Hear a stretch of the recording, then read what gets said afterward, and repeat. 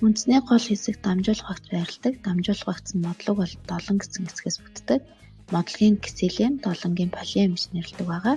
За үндэсний сорох эсээр сорогдсон ус эрдэс давсан дамжуулах багц руу орж үүгээр дамжих процесс маань явагддаг байх нэ.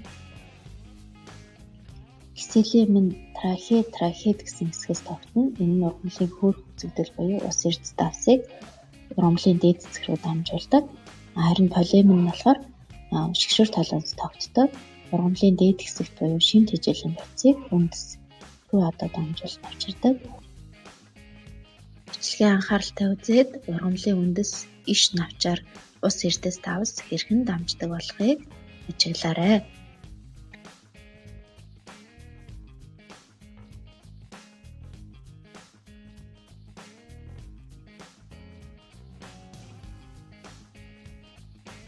Туршилтыг ажиглахын тулд шилэн савтай усандаа улаан бэхийг тусаагаад дээрэс нь ургамлаа хийнэ.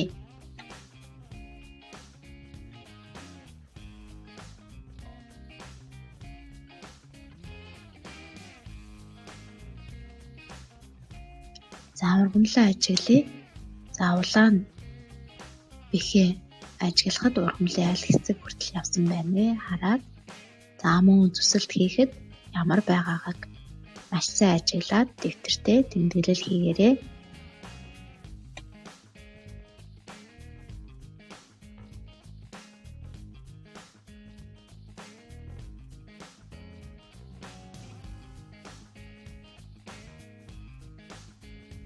Туршилтаа илүү баталгаажуулахын тулд B болон C савнд улаан цанхэр бэх тусаагаад цагаан цэцгээ хийж үзье.